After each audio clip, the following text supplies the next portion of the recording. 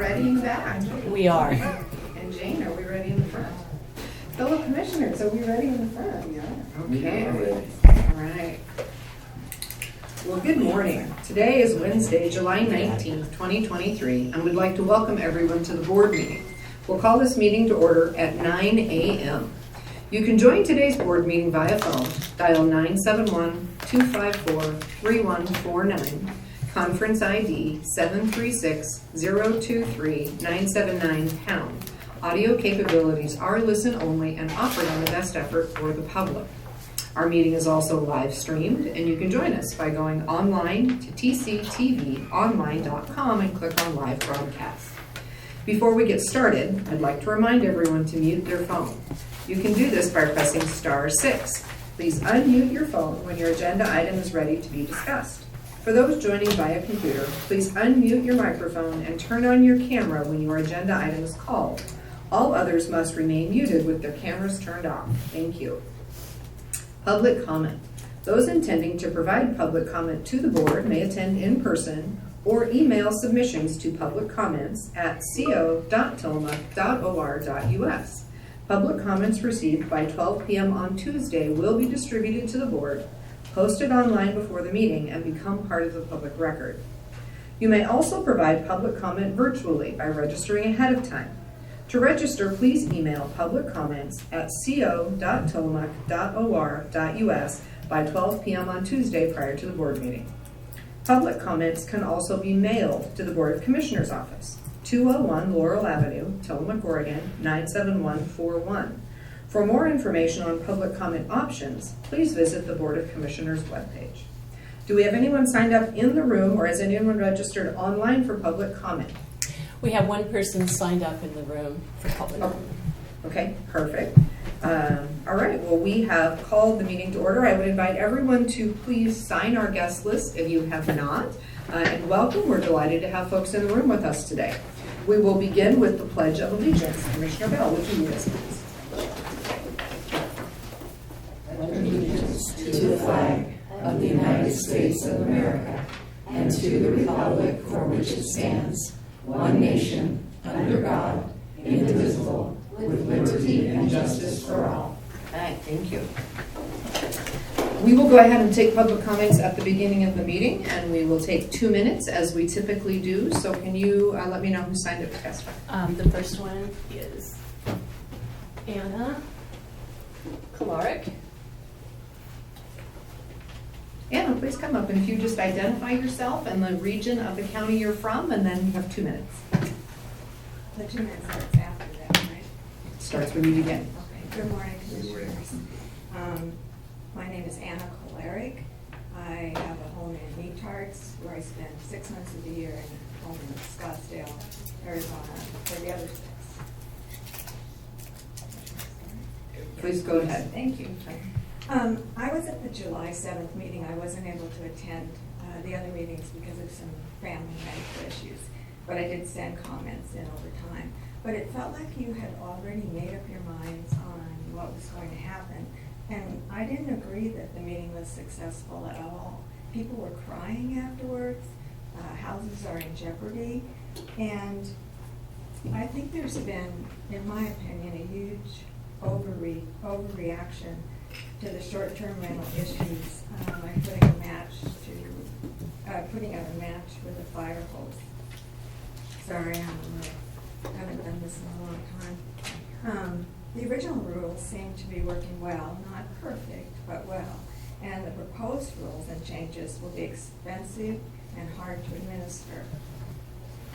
Despite one commissioner's bad experience, that's the exception and not the norm, thankfully. In Scottsdale, I live right next to 2 short-term rentals, and we never had one problem with them. Scottsdale has very few rules. We do have some problems, especially with people trying to have big parties. But other than that, we get along pretty well with them. Some people don't like them just because they don't. But we live in a vacation area there and here.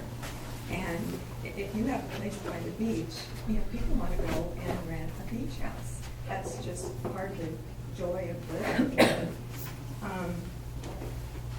I wish that you would step back and modify some of these excessive and cumbersome rules that were discussed on July 7th.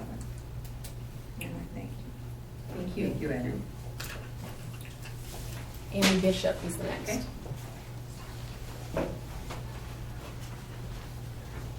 I have a soft voice, so I'm going to sit down. Yep. Please sit down. Please do. And thank you. I'm Annie Bishop. I live in Tillamook County. I've been involved with these meetings because I've been part of the STRs for over 22 years and been working every aspect of the business. And so it's been very important to what this ordinance is doing and the changes and stuff. I wanted to thank you guys for the committee that you caused and put together. There were both sides got to be heard. It was very much a diplomatic process, and I came to him because they changed my whole life and what I'm trying to do. If these ordinances pass and I stay in STR, I won't be able to do it. So it was, and it is very, very important that you passed today. But it was enjoyable to watch and hear both sides of the stories, and that's why I came to every meeting. I think there is overreach. I don't like that the homeowners have so much put on them of what guests do. I would like to see an ordinance for the guests that make them responsible and they pay the fines when they're breaking rules.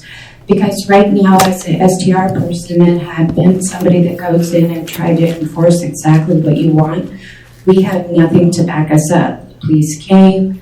I wanted the guests to leave. They were breaking the rules, and the police said no, and the guests got to still stay breaking the rules.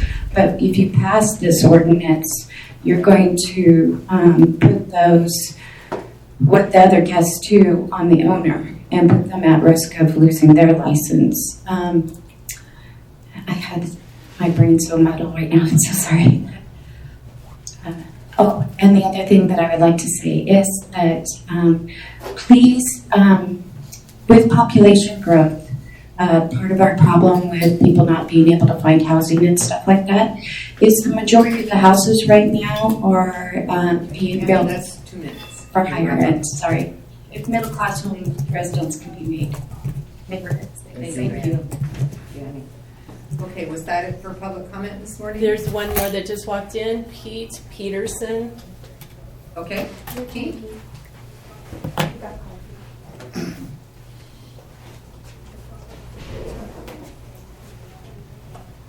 If you can identify yourself and then, yeah, please have a seat. Identify yourself and you'll have 2 minutes.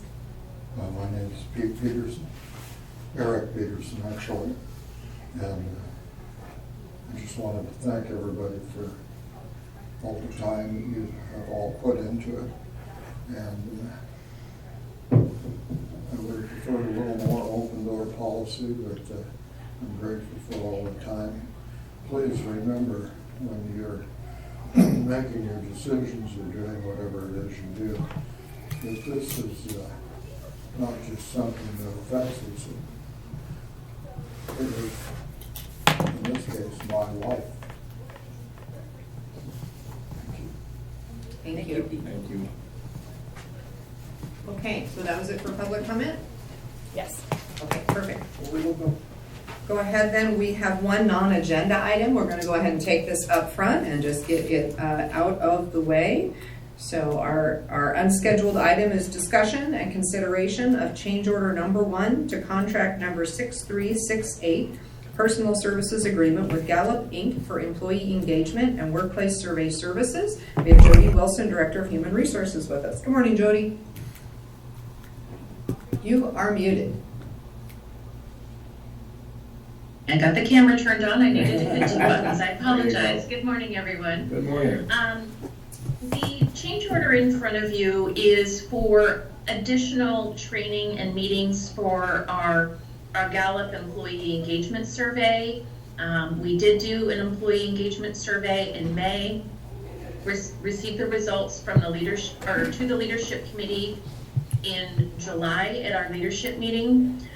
These meetings are one-on-one meetings with the chairs and the department directors to really talk about those results and to provide action items in order to improve our scores for next year and what training the platform does provide for them. So the meetings are $9,000 for 2 meetings. It is expensive, but it is proprietary Gallup training, and it does help provide those softer skills that we can add to make that change in culture that we're trying to make. We don't intend this to be an annual charge, but a one-time charge to train the trainers so we can facilitate these conversations in the future. Perfect, thank you. Commissioners, other questions or concerns? I have neither questions or concerns, but Jody and I have discussed this, and I support it because there's so much information available to our leaders on the Gallup platform, and we want at least the first time, as Jody just said, to be able to go through that information and all those resources with the department leaders and have Gallup walk us through them. Because if we're left to our own devices, we would muddle through, but it doesn't make sense to have made this investment and not have someone take us through the resources that are available. Perfect, thank you. And I would concur with that. The presentation that Gallup gave us at the leadership team meeting just a couple weeks ago was a great presentation. And I was a little concerned. I didn't understand exactly how they operated, but that presentation that they gave showed this is something that we really need to do for the employees of Tillamook County, as well as for the county in general. Most people don't understand what the county does. We have many different departments, all working kind of in a silo from time to time, and this Gallup poll is going to really go a long way in making sure that we all understand all the different wheels and cogs within the county and make us a better working place. So I'm in full support. Perfect, as am I. I think the key thing for us is that the services we provide to our residents are provided by our staff. And if we want to have really good services for our residents, we need to have a good working environment for our staff. And the Gallup poll is a key piece for us coming out of the pandemic and really understanding what changes have occurred in our workplace and how those are being felt by our staff. And how can we really just make this the place everyone wants to work so we have happy, engaged staff providing excellent services to our residents. And so this set of meetings allows us to really engage with the data. As Jody said, we've made the investment to do the survey. Let's make the investment to make sure that we make the most of it. So definitely. Okay, I think we're ready for a motion. Ready for a motion. Madam Chair, in consideration of change order number 1 to contract number 6368, personal services agreement with Gallup Inc. for employee engagement and workplace survey services, I would move approval. I second.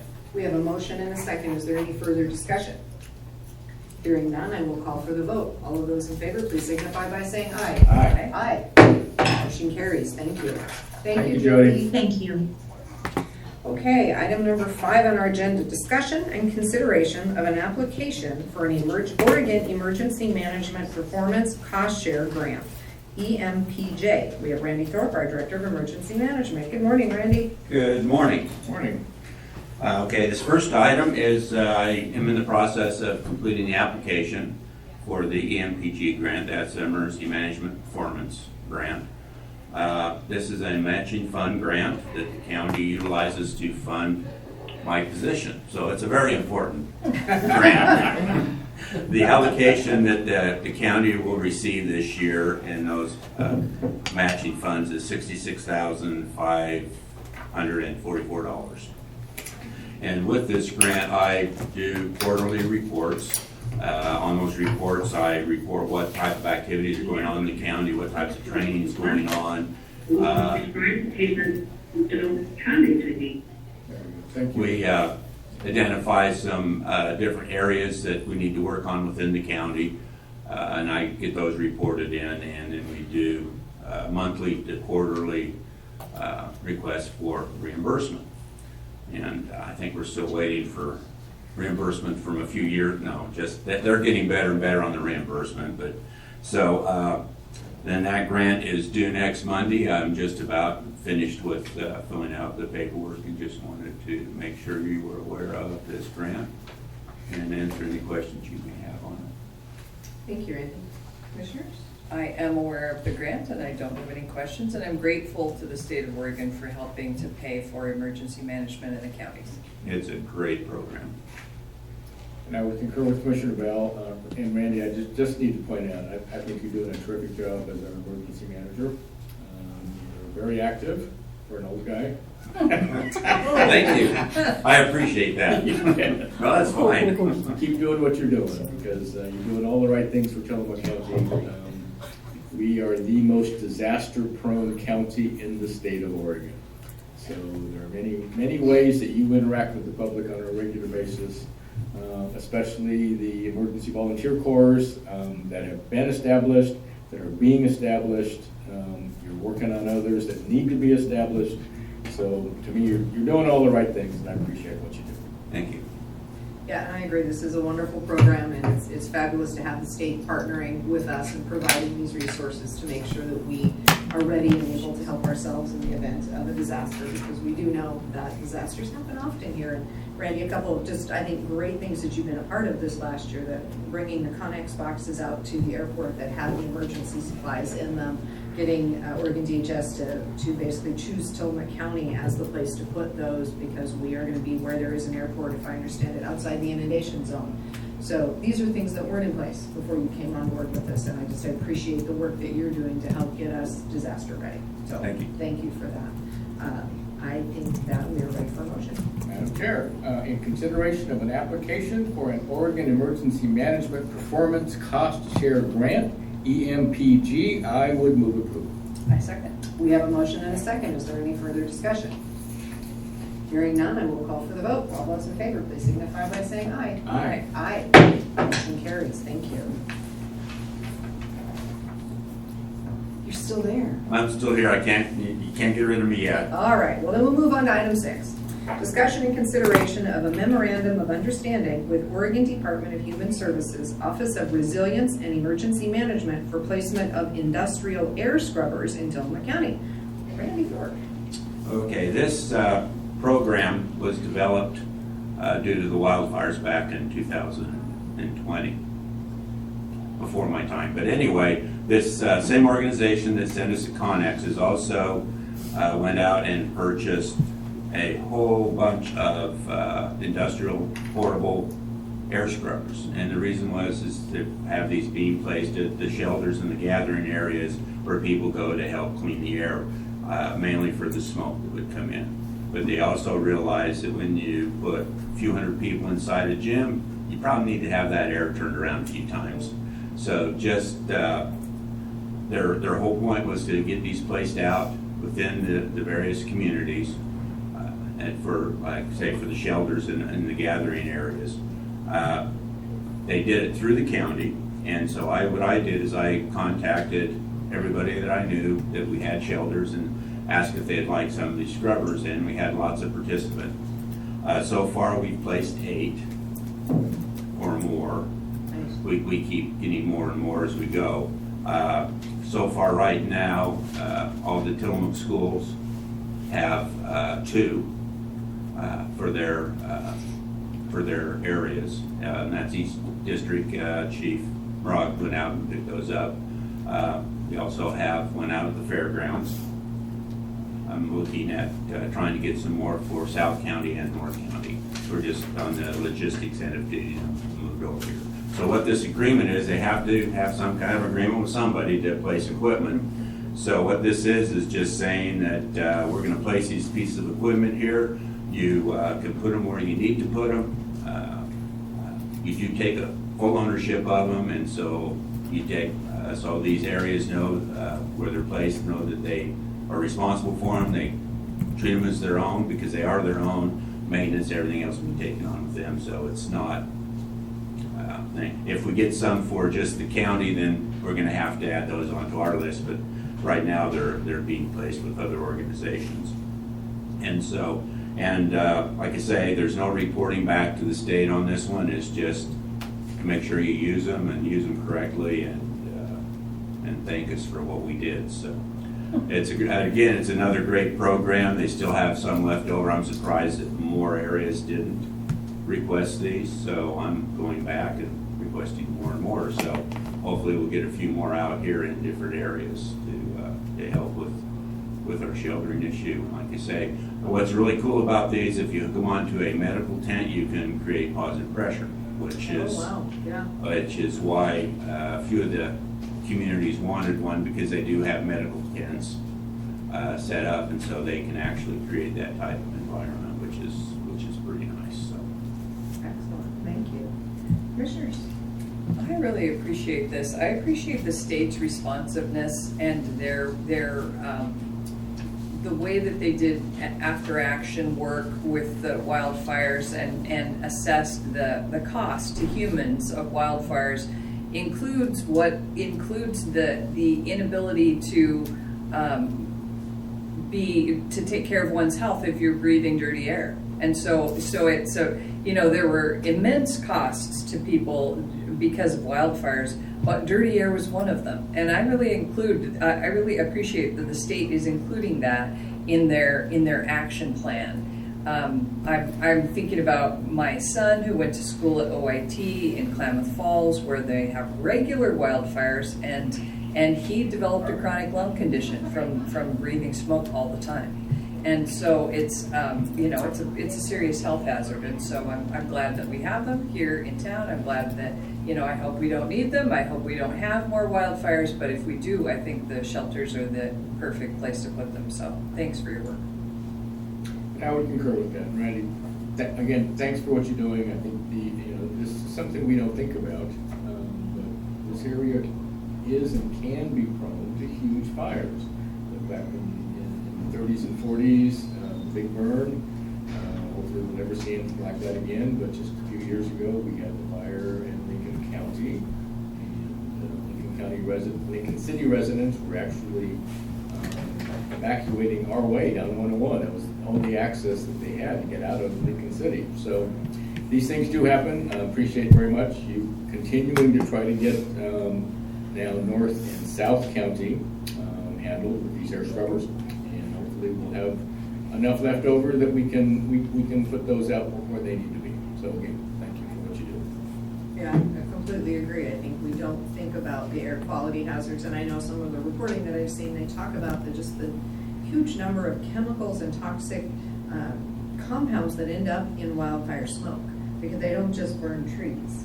They're burning trees, but wildfires also building structures that are in there, burning structures and things that are in there, and just what gets mixed into that smoke is very deadly. And then anyone who has an existing respiratory condition, they really need to be able to be somewhere that they can breathe clean air. So I think this is great. I'm excited that we're going to have this passed in our county. So thank you for that. We are ready for a motion. Very good. Now, Bill, I just need, so we don't have any paperwork. Is this an application that we're signing, or I'm not exactly sure what we have here? It's an actual MOU. It's a one-page MOU. Yeah. Randy explained, basically says, here they are, thanks for taking them.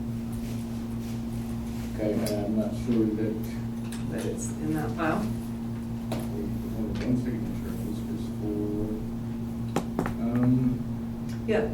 this is the clean Clean air. Air Grant. So that's the MOU. So we didn't have one, we did No, not for the have grant. paperwork for the grant application. No, No, that's an Oh, okay. online one. If you Sorry. clicked on that Okay. link, it took you. that's there. just get your blessing that when I send it out, because it's committing Yeah. county funds to help pay. So That's well, okay. once So it we're gets ready. through the system and the grant gets approved and comes back, then we'll have something for Well, you. grant to to grant. So, Perfect. okay. So, Madam Chair, in consideration of a memorandum of understanding with the Oregon Department of Human Services Office of Resilience, the emergency management for placement of industrial air scrubbers in Tillamook County, I would move approval. I second. We have a motion and a second. Is there any further discussion? Hearing none, I will call for the vote. All those in favor, please signify by saying aye. Aye. Aye. Motion carries. Thank you, Randy. Yeah, thank you. Okay, moving on to item number 7, discussion and consideration of professional services agreement number 23/24-001 with Tillamook Family Dentistry for Federally Qualified Health Center, FQHC, Oregon Health Plan, Medicaid, and non-insured dental services. We have Marlene Putman, our Administrator of Health and Human Services. Good morning, Marlene. Morning. Good morning. This is the time of, good morning.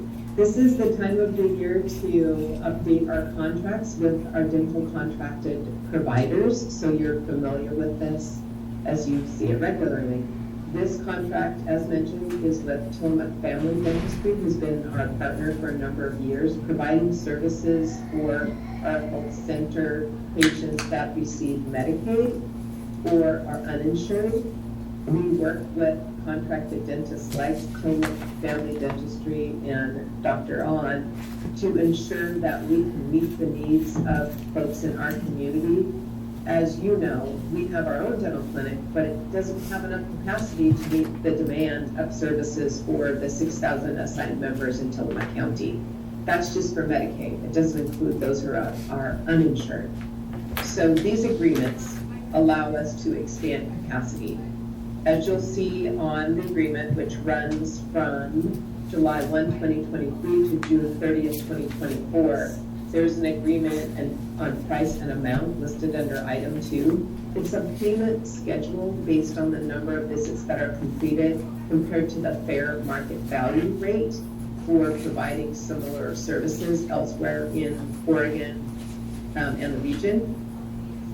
We do not pay the full market value, not surprisingly because Medicaid doesn't reimburse us that rate, but it's up to 80% of cost for some services and 60% for others. So without going into a big formula for that, you'll see those detailed on item 2.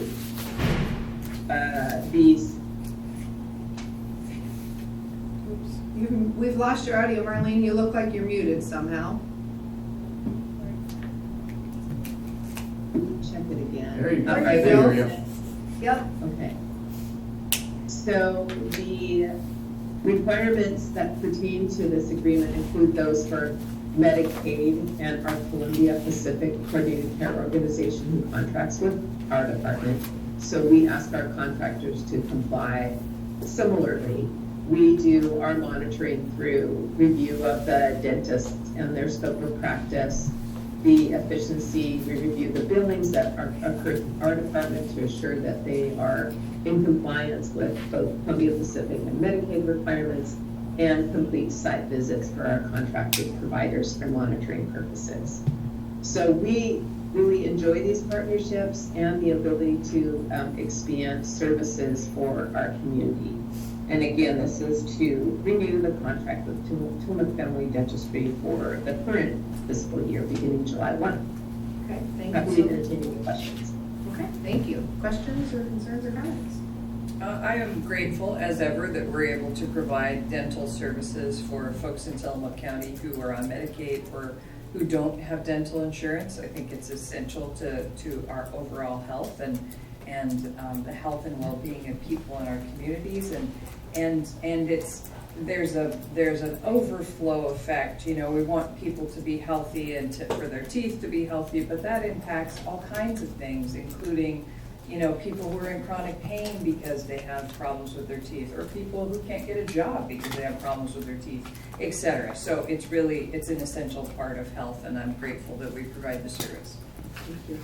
And I'm in absolute agreement. And Marlene, the work that you do bringing unserved and underserved populations in Tillamook County for medical services, mental health services, dental services, and especially when it comes to dental, there is an absolute connection between your physical health of your body and your teeth.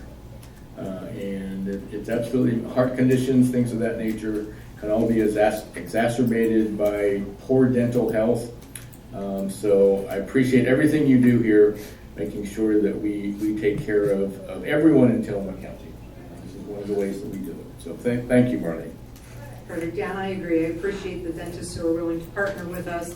I think, I don't know if this number's right, but I always think that when we received the dental list for Tillamook County, that it was something like 5,000 patients or something that just seemed absolutely insane. And there was just no way that we could do that, even opening our clinic to provide dental services to that many people. So these partnerships are just absolutely crucial with our local dentists. And as you said, they're getting paid what Medicaid is willing to pay them. So it isn't that this is a huge moneymaker for them. It's partnership across the community, and just greatly appreciated.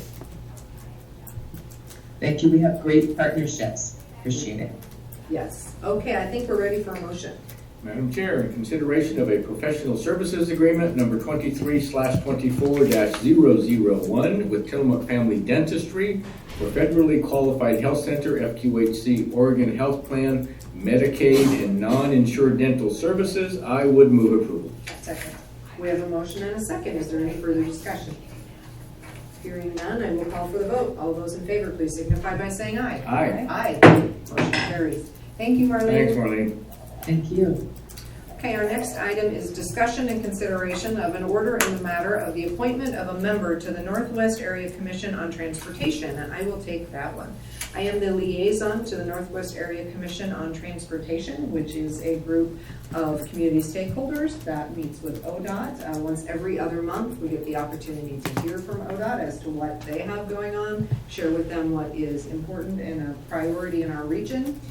The membership on the Northwest Act includes members from Tillamook County, from a large city, a small city, and the 2 members at large. So right now we have a change that's happening. As many of you know, Leanne Welch is retiring from the city of Bay City, and she, as their city manager, she has been our small city representative. So we will be switching that out, and David McCall, their new city manager, will be the small city representative. Leanne will stay on as their alternate to complete her term, which will end at the end of the year. She's currently the vice chair of Northwest Act, and so we have worked with Northwest Act to assure that she can stay and complete that term, although she is not officially affiliated with the city. But David McCall will be stepping into that official role and will carry on past her term. So what we're here to do today is to appoint David McCall to the Northwest Act. You have a board order as such in your packet. Any questions, comments, or concerns? I am grateful for Leanne's service, and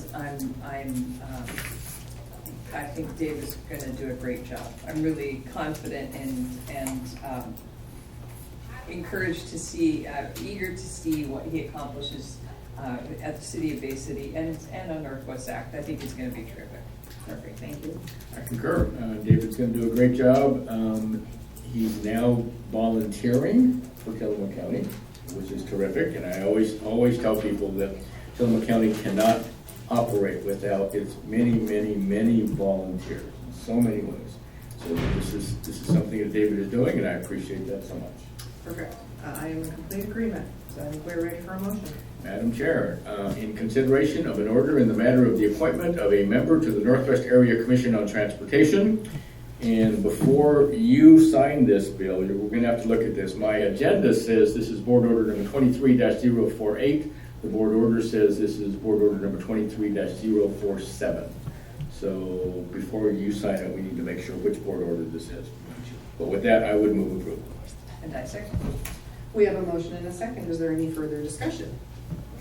Hearing none, and we'll call for the vote. All those in favor, please signify by saying aye. Aye. Aye. Motion carries. Thank you.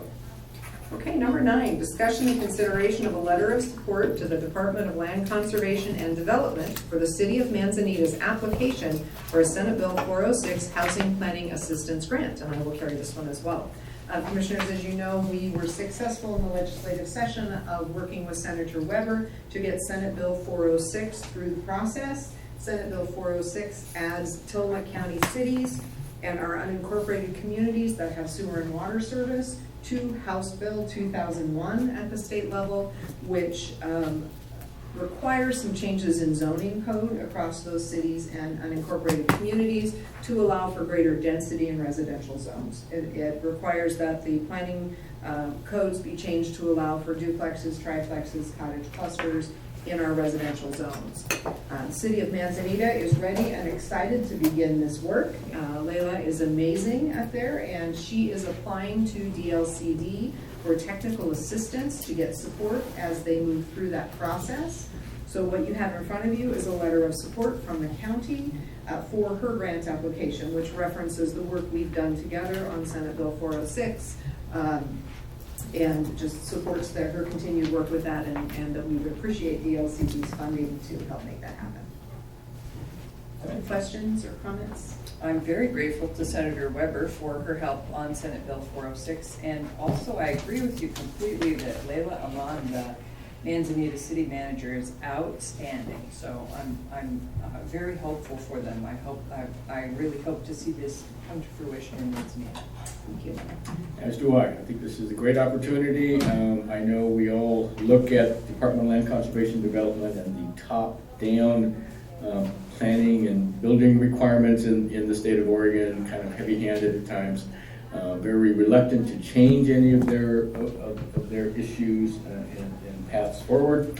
So here I think they're kind of being brought to the forefront, kicking and screaming perhaps by this Senate Bill 406, but I think it's all for a good cause. Housing is essential, especially here on the coast. This is one way that we're going to make sure that we get additional help. So I'm in full support.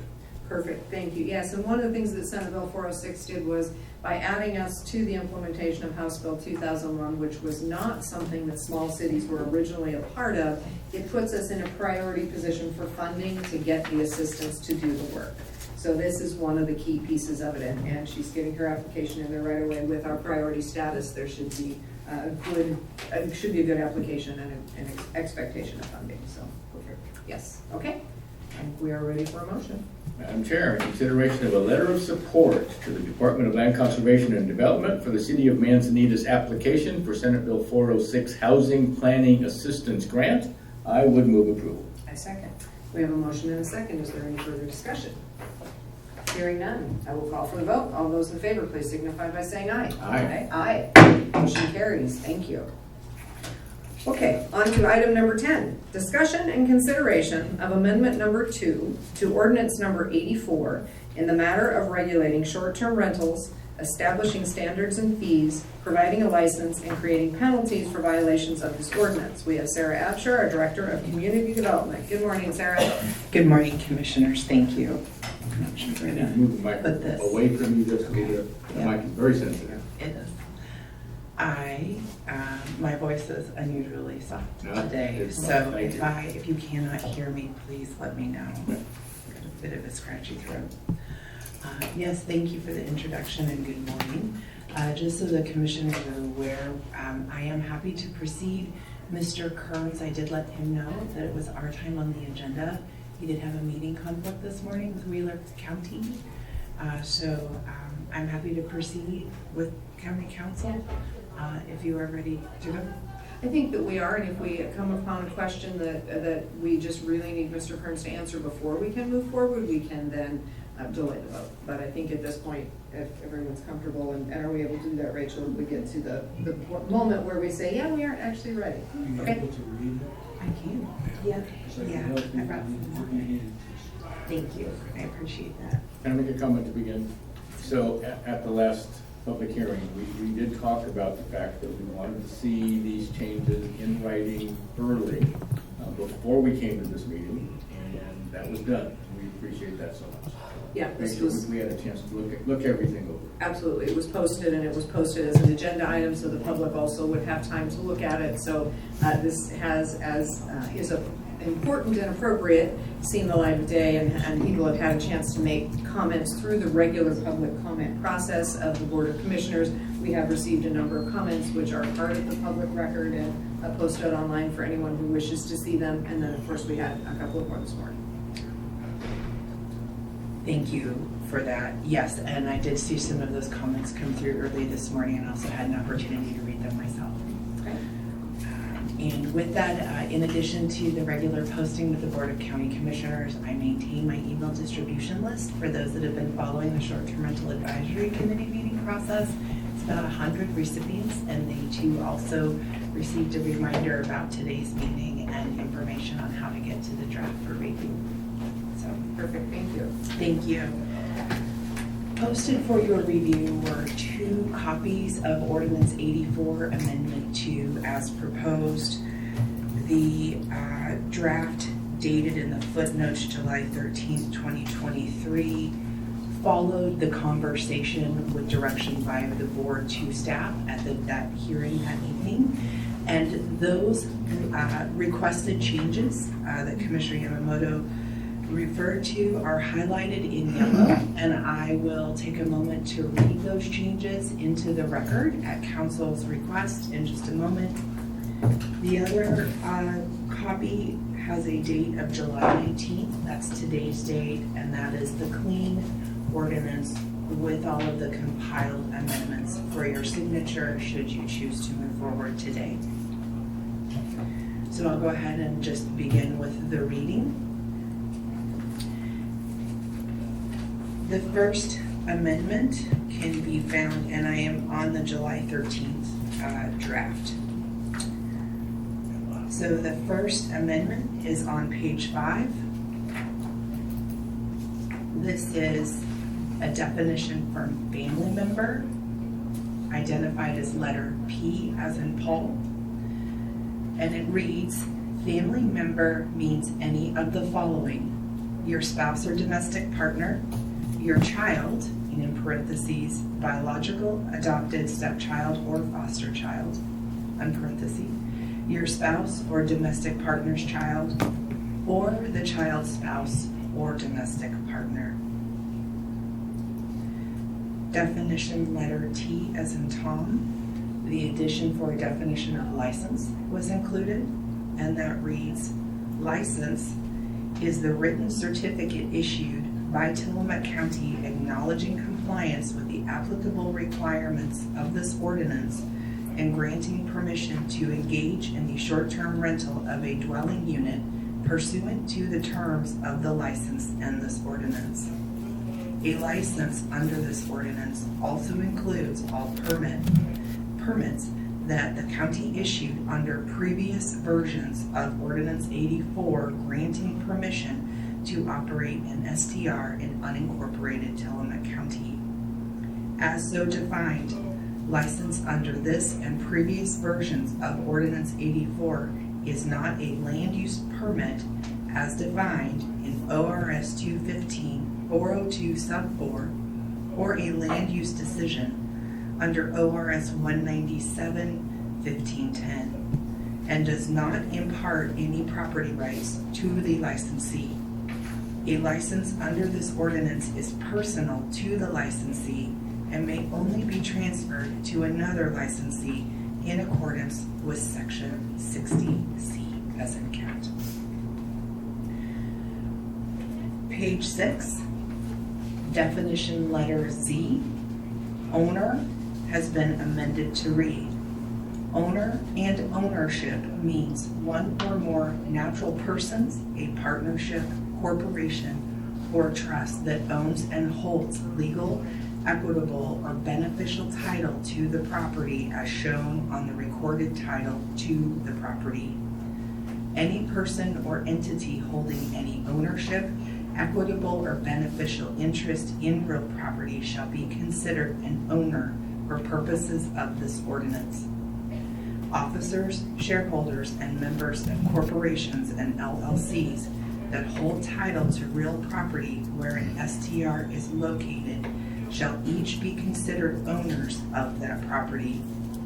A change in corporate officers, shareholders, or LLC members constitutes a change in ownership when the LLC or corporation holds title to the STR property.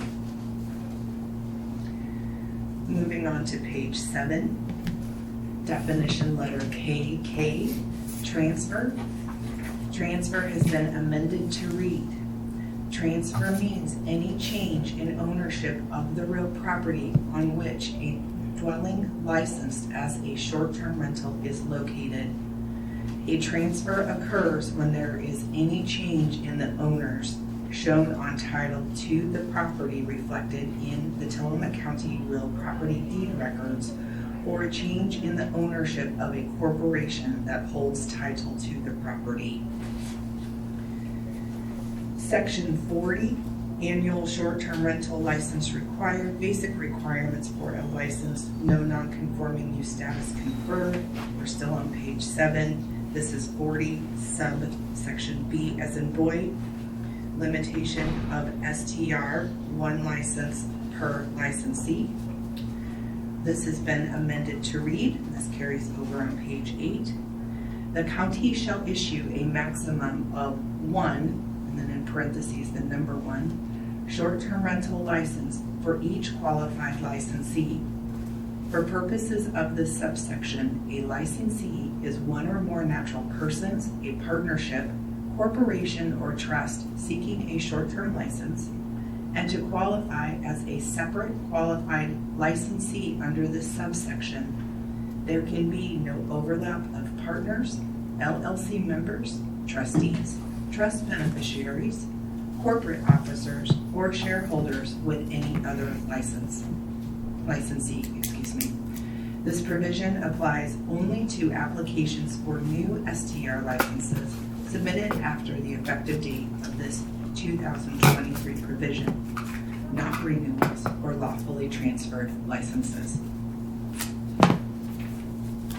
Same section, continuing on to page 9, letter F, as in Frank. Renewal eligibility. Language was also amended. A STR license must be actively used to be eligible for renewal. To be eligible for renewal, all STR licenses shall be actively used by short-term renting the dwelling a minimum of 30 days in the preceding year, and in parentheses that is 12 months. If at the time of renewal, the dwelling has not been short-term rented at least 30 days in the preceding year, again parentheses 12 months, the renewal shall be denied and the dwelling not used as a STR unless the owner obtains a new license. This provision applies only to STR annual renewal applications submitted after January 1st, 2025. However, the 30-day requirement may be waived for 1 year if the STR structure is damaged or destroyed by fire or other disaster, or is actively being renovated pursuant to a valid building permit and cannot be short-term rented.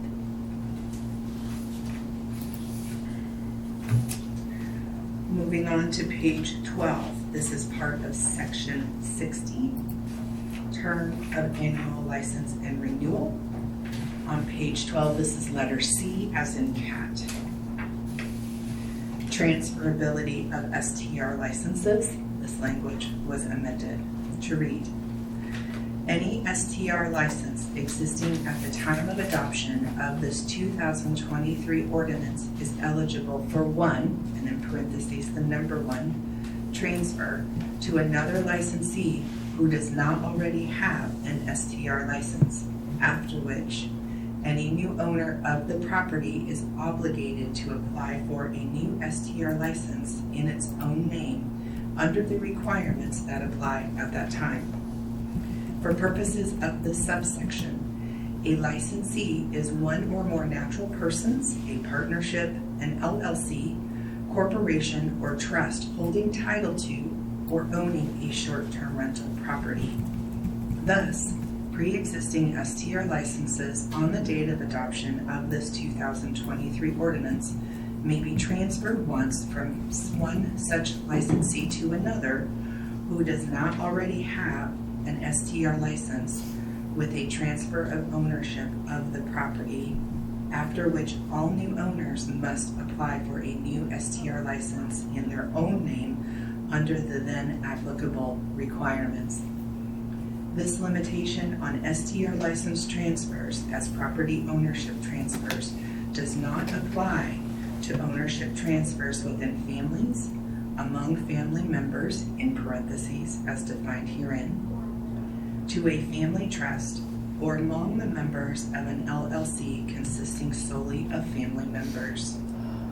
Such STR license transfers, as property is transferred between and among family members, a family trust, or a family LLC may occur without limitation, and the STR license will transfer with ownership of the property. All STR license holders shall notify the STR administrator of any and all changes in property ownership within 60, parentheses the number 60, days of such changes. All new/initial STR licenses issued after the adoption of this 2023 ordinance shall not transfer when property ownership changes, in which case a transfer of ownership shall terminate the license and the new owner must apply for a new STR license in their own name under the then applicable requirements.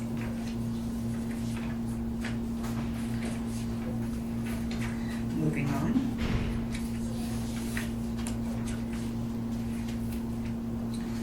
This is going to be Section 80, Operational Requirements and Standards for Short-Term Rentals, page 19. Letter O, Exterior Mandatory Posting. The date of expiration was removed from that requirement at your request.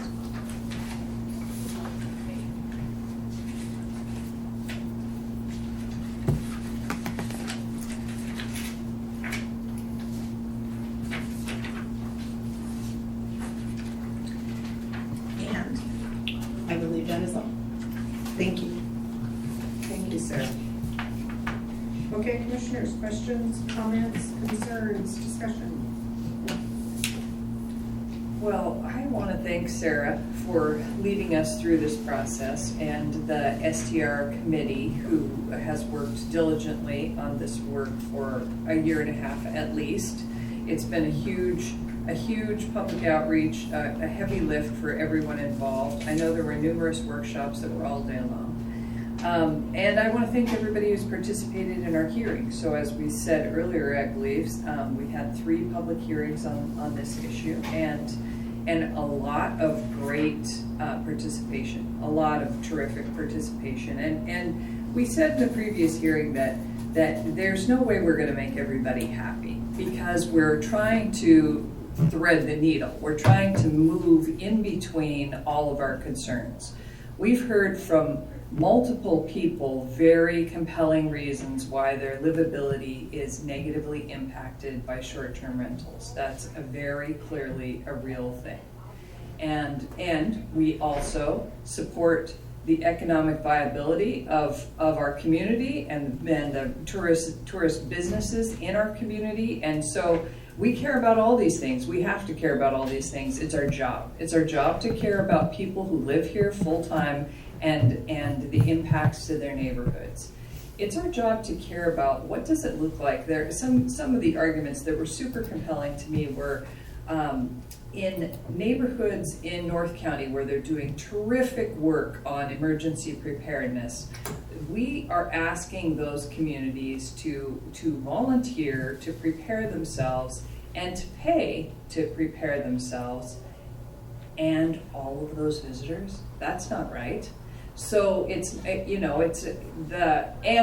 also in terms of the livability of their neighborhoods, they're watching their full-time neighbors leave to be replaced by short-term renters who are never going to do that volunteer work. And so it impacts people's ability to age in place. It impacts the feeling of neighborliness, how are neighbors going to take care of each other we have some neighborhoods now where there are only a couple of people who live there full time anymore, and the rest are mostly short-term renters. So it's definitely an impact. We've heard from somebody who lives here full time, has a professional job, is a community leader who moved his family out of the community where they lived because it had become unlivable and inappropriate for his family because of short-term renters. And that's one of many, many stories. So it's definitely happening. And we care about people's ability to make a living. We care about our community's economic viability. And the fact that tourism is a growing leg of our economic stool, it really is, and we care about that, and we support those businesses. And so all of these things are happening at the same time. I think what's to our advantage is that we're behind the curve of, tourists discovered Lincoln County and Clatsop County before they discovered Tillamook County. So Lincoln County and Clatsop County became completely oversaturated with STRs before we did. So we can learn from their experience. And that's what we're trying to do. We're not trying to eliminate short-term rentals. We're not trying to eliminate economic growth in our community. We're trying to have slow, managed, responsible growth that takes into account the livability of our communities. And so this is our best effort.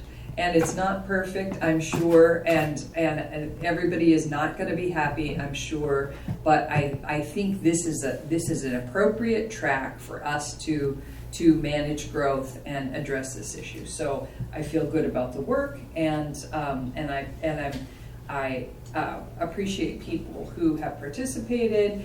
To Pete and Annie, you've been at all the meetings. We've heard you. We care about your situation. I talked to Sarah about it yesterday. I know she has meetings scheduled with you. She plans to work with you on your situation. So, we genuinely care about everybody's impacts.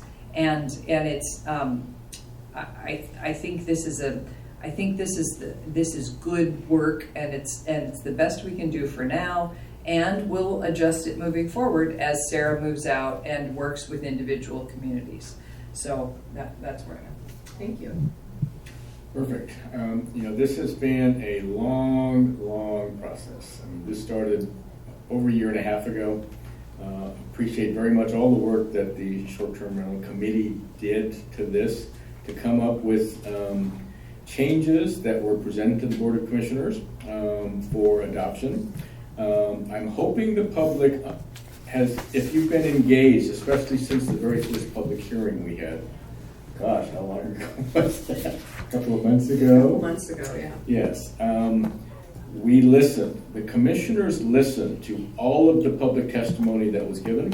We read almost every, if you look, I didn't bring my stack with me. I should have brought my stack. Yeah, there were hundreds and hundreds. Like that. Just hundreds of pages. At the end of each one of those meetings, we expressed some concerns, asked Sarah and staff to go back and reconfigure, reword some items, maybe make some substantive changes. But after each one of the public hearings, that's the process that we took. After the first public hearing, we asked for some changes. It came back to the second public hearing. And again, we got public input, both written and verbal testimony. And even after the second meeting, we sent you back to the drawing board again to make changes. Each time we did this, I think our changes were less substantive every time we made changes. And to me, that is the mark of good government and how government should work. We need to take public testimony and the public's wishes under consideration before we make changes like this to our Ordinance 84. So it came back to us for a third public hearing. And again, hearing the public testimony, both written and verbal, we asked for changes again. That's what you presented to us today. Is this a perfect document? No, it is not. Is this the last time things are going to change in Ordinance 84? No, it is not.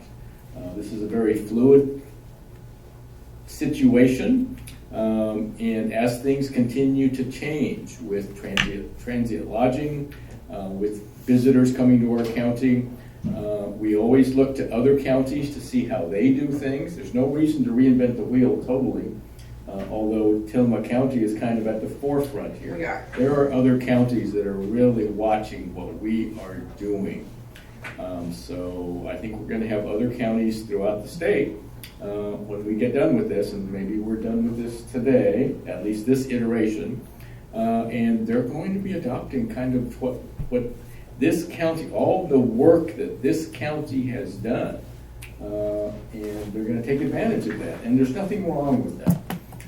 because we find ourselves in a position where I think at this point in time, I've said this before and I'll say it again, if no one is happy with the work that we're doing here, that makes me feel good, because that means we've taken things from both sides and kind of melded them in the middle. And that's the important thing that we need to do. We can't try to make one side happy and the other side mad, or vice versa. This is a give and take. Because we have livability issues, we have financial issues, we have property rights issues, familial issues, and these are very complex. And that's why, after 3 public hearings, we've had changes at the end of each one of those public hearings. And it's important that we did it that way. I think, again, we are in a good place. Looking forward to your work going back to the communities. If I may make one suggestion, this is a suggestion only, you start at both ends of the county. Neocon and Nescoet, they seem to have some of the biggest problems and concerns here. So if you can start your work in working with the communities to see exactly how we might tailor these issues to the individual communities, I think that would be terrific. I do. Again, just a suggestion. But I think that's a good place to start. I think we're in a good place right now. I really do. So I am ready to move forward with this, but I think we need to hear from the chair. Sure. So I would echo many of the sentiments that my fellow commissioners have shared this morning. Certainly the first one is my thanks to everyone who has participated in this. It has been a long process with lots of good work. There have been some contentious conversations along the way. There's been some good give and take. There's been some just some real challenges in finding the middle ground. And both of my fellow commissioners talked about our goal to be finding that middle ground. And we really do recognize and understand community livability is extremely important in Tillamook County, and that this ordinance was brought forth to really look at community livability and how do we make that the best that it can be for not only the people who live here full time, but also the visitors who come here with an expectation of coming to a friendly local community, right? That is the history of Tillamook County. That was one of the things that came out early in the committee work, which I was fortunate to be a part of, is that Tillamook County short-term rental history has been of families buying properties, using them themselves, renting them to friends and family, but being part of those neighborhoods. And that part of our community livability challenge has come with the purchase of homes that are not used in that way any longer. The purchase of homes solely for the use of short-term rentals, that there aren't owners that get to know the neighborhood. There aren't owners that hope to retire there. And that was really an underlying piece of what was driving some of these concerns about community livability. So it was an interesting part of the conversation, and it made it very interesting, I think, to look at crafting the ordinance from a perspective of how do we recognize and support the communities that we've always had and the communities we want to continue to have. So there's pieces in here about family transition, how to, allowing people to pass their home on to their children, to keep their home in the event of a change in their marital status, those sorts of things. And that was really important and really intentional, because that is the history of Tillamook County. It is the culture of Tillamook County. And when people talk about community livability, there's also an underlying culture piece that you find embedded in the decisions that were made in here. At the same time, there is a very, very deep understanding by our communities and by our Board of Commissioners about the economic importance of short-term rentals. 70% of our accommodations in Tillamook County are short-term rentals. We do not have a huge number of motels. That is not how people visit and enjoy our communities, right? They visit and enjoy our communities by becoming part of them, by visiting in a short-term rental. And we know that that is extremely important. We have no intention or desire of removing short-term rentals. We have no intention or desire of changing that part of how people enjoy Tillamook County. You will also find that embedded in this ordinance and crafted into this ordinance. Not everybody's going to be happy, and we understand that. And that is part of what has to happen when you do rulemaking. as both of my fellow commissioners, highlighted, we've spent a lot of time engaging with the public on this. I think that we understand everyone's areas of concern. I think we understand, those who are going to be happy for certain reasons and unhappy for others. And I'm sure that we will continue to hear about it, that this will not be the end of the dialogue. And it is not the end of the ordinance changes for Ordinance 84 in its lifetime. I expect that over the next couple of years, Sarah will be doing her work with the communities. We will come back, we will learn from that. We are implementing the 1-800 24-hour-a-day complaint line. That's going to give us a lot of information that thus far we have been unable to get because we don't have a direct line to the public that is struggling with livability. This is going to give us that direct line. We're going to know if the changes that we made to this ordinance are the right changes, and we're going to know if they've been effective. So that is another piece that is a change in here that's really important. It's going to help us know where we need to go in the future. So this isn't the end-all be-all. This is the best we can do today with what we know today. It also includes the opportunity to gather additional information going forward and to revisit this. And I'm sure that either we as the Board of Commissioners and or boards of commissioners after us will revisit this as well. So I think that the ordinance is good work. I appreciate everyone who's participated in it, and I look forward to seeing the future of our industry and how this supports it in going forward in the ways that we would like it to, and the way that our communities go forward.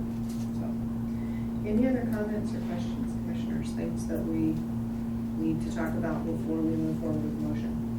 Anything that any one of us said that triggered something someone else needed to say? We've had so much discussion over the course of 3 hearings that we can't, rehash all of those issues in this meeting. So I feel confident moving forward. Thank you. And As do I. I think that we are ready for the motion. very good. Madam Chair, in consideration of amendment number 2 to ordinance number 84 in the matter of regulating short-term rentals, establishing standards and fees, providing for a license, and creating penalties for violations of this ordinance, I would move approval. I second. We have a motion and a second. One more chance for any further discussion.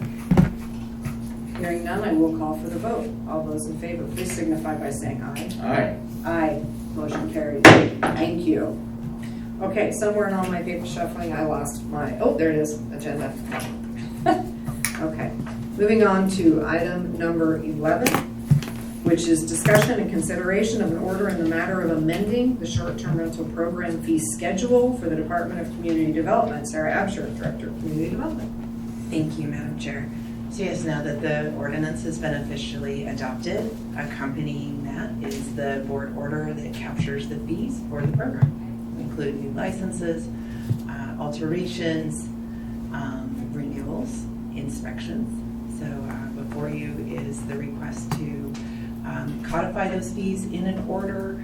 Those fees were all removed from the ordinance draft as discussed in one of the many hearings that has already taken place. So Council and Chief of Staff Haggerty have both looked at that, and we are ready for signature. You're ready. Okay, thank you. Commissioners, questions, comments, concerns? I support this. I don't have any questions. Thank you. Nor do I. This is just something that we need to do now that we have passed the ordinance. Amendment number 2, ordinance 84. So Perfect. this is just business that needs to be done. Perfect, thank you. And I just remind listeners, people watching, that fees are based on our costs. We are not allowed to simply set a fee at any level that we wish and move forward. We actually have to be able to show that underlying these are the costs that go with the work that is represented by the fee. So I know that there are those who feel that the county has too many fees and they're too high. And I think I just remind folks that we as a county have a limited amount of general fund, and there are many things that we don't fund with general fund. And short-term rental program is one of those things that is not funded with general fund. It is something that has to support itself, and fees that are reflected here are supportive of the work that underlies them. So just another conversation to talk about county finances. I always take those moments when they arise. Okay, I think we are ready for a motion. Madam Chair, consideration of an order in the matter of amending the short-term rental program fee schedule for the Department of Community Development. I would move, order number 23-048. I would move approval. I second. We have a motion and a second. Is there any further discussion? Hearing none, I will call for the vote. All those in favor, please signify by saying aye. Aye. Aye. Motion carries. Bill, this is another one you need to look at the court order. Item number 12, discussion concerning the implementation of a cap on short-term rentals in unincorporated Tillamook County. Sarah Absher.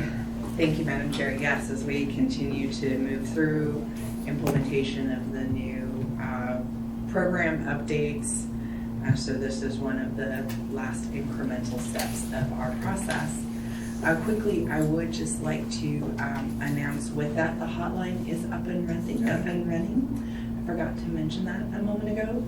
And so we will be starting our community education and outreach to make sure that number is out for everyone. It will be posted on our website.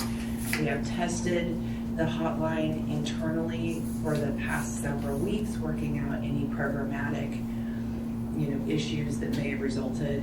And then the other thing is the following steps will also be working to codify the contract for the hearings officer, and Commissioner Bell and I are in conversations with the Sheriff's Office and others to also talk about those next steps to enhance the code enforcement program. We're committed to that. We know, speaking to livability, that's a big piece of the success of this program for communities, and so we hope to have some additional updates as time goes on. So just wanted to share that with you real quick. So the caps. So I've got a couple of things for you today. I did give you some paper copies of some information that I will be sharing here momentarily, so that those online and in the room also have the benefit of review. So Debbie, I would ask please if I can have share screen permission. Thank you. So first, let's talk about the wait list. Okay, so on June 21st, the Board of County Commissioners extended the pause. With extension of that pause, there was an opportunity for properties that were under construction with a valid building permit, when the pause was implemented, to now be placed on a new STR license wait list if they had certificate of occupancy by June 21st, 2023. The department received a total of 31 waitlist requests. 17 of those requests met the 2 criteria that were outlined in the order extending the pause for the new STR waitlist. Those criteria were that 1, the property had to be under construction with a valid building permit on July 1st, 2022. So that was when the pause was implemented. And as of June 21st, 2023, they had to have a certificate of occupancy for that dwelling. And so 31 total were received, 17 met those criteria. So I'm going to go ahead and I'm going to do a share screen here. It might take me just a minute. I have a few documents open just in preparation to share a few things with you.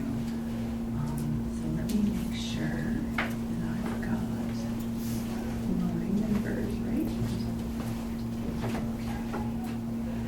So I'm going to start with where we are today. And then I actually have another document in there for you that shows kind of a trend of what we've seen since 2018 when we first started tracking a number of STRs in various communities. Okay. So. It always takes a minute in the room. So what this says is you can see there are 21 sub-areas identified. Those areas are now codified in Ordinance 84 Amendment 2. Those 21 sub-areas include all of the city urban growth boundaries, as well as the Sarah, can you make it full screen for people in the room? yeah. Let's see if I can. Is that better? Okay. So it includes the city urban growth boundaries, as well as the unincorporated communities. So what we have here, as you can see, and these are organized by unincorporated communities first, and then the urban growth boundary areas are with it. So the updated numbers in Neoconi, as of this month, Neoconi has 82 licensed properties with a percentage of 20% was what we, so that is, and that very basic math, not a mathematician, just really trying to figure out a simple way to do this to capture where we're at with the number of properties licensed in each sub area. So tax records indicate 409 dwelling units. Of those, 82 have a license. They may or may not all be renting, as we know we have those numbers that have shown us what our rental activities have been. So their percentage is 20% currently. They did not have any qualifiers from the new waitlist process. There were 2 submitted for this area that did not meet those 2 criteria. So they are not reflected in the new waitlist numbers. And then moving over, so the adjusted remains 20% because they didn't have any waitlist. And then what I did was I took that 20% and the number of dwelling units and then looked at what the increase would be in the number of licenses that could be issued based on a 1% increase, a 1.5% increase, and a 2% increase. And so essentially, if the board were to consider adding 1% to lift the pause and open the program, that would allow for at 1% 4 additional licenses within the unincorporated community of Neoconi. And then so you can see the 86 is the number that would be 21% based on the number of dwelling units, which is 409. So the smaller bold numbers, that is the increase based on where they are today in relation to those percentages. Barview, Twin Rocks, Watseko, there was 1 property that requested a new license that was eligible based on the criteria for the wait list. So added that 1 property to the existing 15%. That 1 property based on the number of dwelling units, again, the smaller the dwelling unit number, the smaller the percentages are, the bigger the dwelling unit number. 1% means something entirely different. So in this community, adding 1 additional license based on waitlist eligibility would increase their percentage to 16%. Assuming that the board may want to go ahead and invite all those on the wait list to apply for a new license and then adjust community percentages accordingly. The numbers following the 1, the 1.5%, and 2% are assuming that you would allow that 1 person to apply and then adjust accordingly. Cape Mears is currently at 13%. They also had 1 eligible waitlist recipient. And so again, the numbers going across the chart assume that that 1 license would be allowed, invited to apply, and then with the adjustments subsequent to taking into account that 1% increase from the wait list. Oceanside continues to remain at 19%.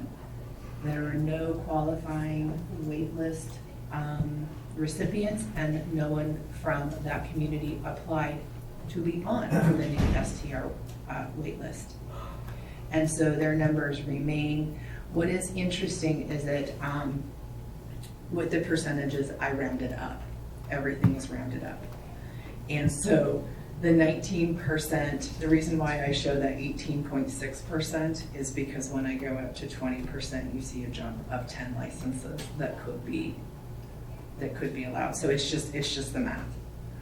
Neatarts had 2 qualifying, so that increased as adjusted. That would put them at 14% if those 2 waitlist recipients were invited to apply, and then again the numbers are adjusted accordingly. Tierra Del Mar also had 2 qualifying waitlist recipients. Adding those 2 licenses would result in a 1% increase. from the 22% they are today to 23, and then again, the subsequent numbers if you continue to add a 1, a 1.5, or 2%. Pacific City had 7 qualifying recipients and 3 non-qualifying recipients. So in adding the 7, because it's a larger community, they have more dwelling units, the addition of those 7 actually did not change their percentage. Interesting. Again, just a rounding feature. And then you can see subsequent to that, if we went to 24%, it would allow an additional 11, 24.5% would allow an additional 18, and a 2% increase would actually allow 25 additional licenses for that community. The Manzanita urban growth boundary, they're currently 11%. We had 1 qualifying recipient. Did you skip this? Did we switch this Oh one? my goodness, Yeah. I am so sorry. And we have all these folks that actually drove from this. I am so sorry. Okay, so Nescoin is holding at 20%. They had 1 qualifying waitlist request. They had 4 that did not qualify. So adding the 1 would maintain a 20%, and then adding a percent to increase their community cap to 21% would result in 11 additional licenses. A 21.5% cap would allow an additional 15, and a 22% cap would allow 20. And moving forward to the Manzanita UGB, they're holding at 11%. They did have 1 qualifying waitlist recipient, which would put them to 12%, and then going to 13, 13.5, and 14. You can see those additional licenses. Nehalem, this is primarily within the Bayside Gardens area of their UGB, where their short-term rentals properties are located, currently at 3%. They did not have any qualifying recipients, and they did not have any requests for the wait list. So keeping them at 3% and then adding a percent to 4%, 4.5%, and 5%, you can see the numbers there of new STR licenses that could be submitted for. Wheeler does not allow short-term rentals. They have 1 developed property in their urban growth boundary, which actually, because they don't have a very large urban growth boundary, and it's all very rugged and forested, actually makes sense. We did double check those numbers. And so should the board choose to allow a license in the UGB, I just added 1 across the board. I'm not sure what you would like to do there. Yeah, just a little bit, there's not a lot we can, you would just have to put the number. The Rockaway urban growth boundary, so these are mostly concentrated in the Nadana area. There are some in the southern region of the Rockaway UGB. So they are currently at 16%. There were 2 qualifying waitlist recipients that I believe are both in the Nadana area. Adding those 2 would bring them to 17%.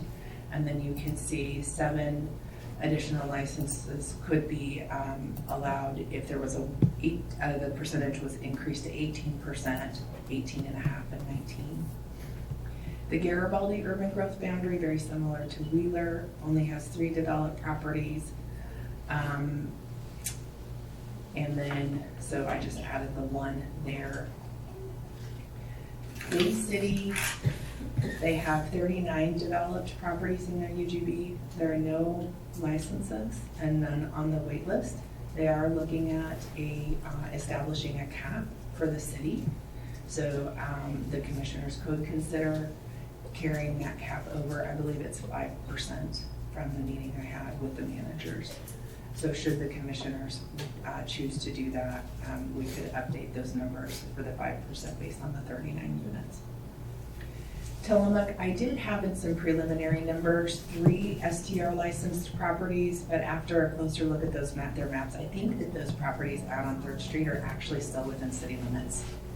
And so verifying with Wendy, and I do need to stop for a moment and thank her for her incredible work, Wendy Shank in the assessor's office, for helping me put this together. I would not have been able to do this without her. But there are 179 developed properties in the Tillamook UGB.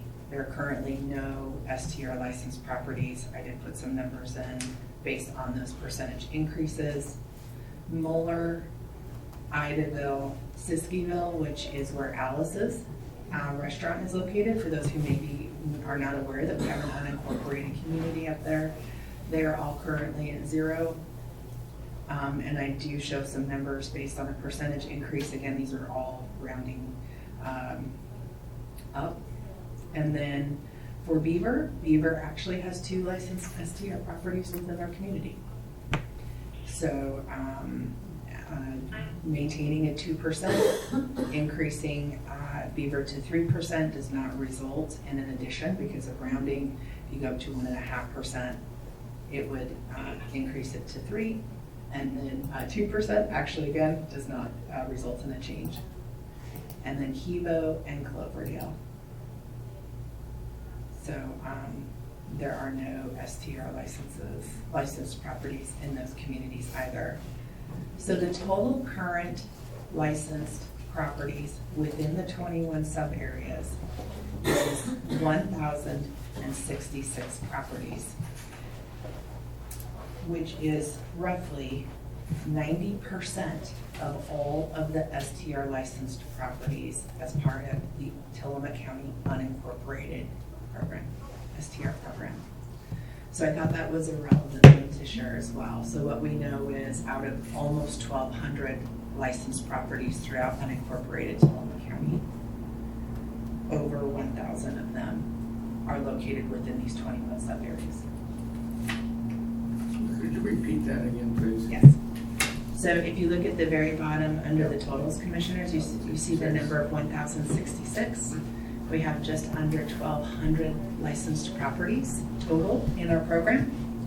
So this is all unincorporated, does not include cities? It Okay. does not, That no. was where I was Yes. confused, okay. But, we had a lot of conversations about distance and density and what happens outside of those sub-areas with growth management. So what we know is that the majority of our licensed properties as part of our program are actually located within these 21 sub-areas. There's approximately 200 properties that are in just general unincorporated Tillamook County. Correct. Yeah. I think it's one, so the numbers, there is, I believe, a footnote on your table that says data subject to change. That's because every time somebody closes an account, it changes the numbers. But as of today, we are at 1,183 licensed properties. And that's Tillamook County's unincorporated short-term rental program.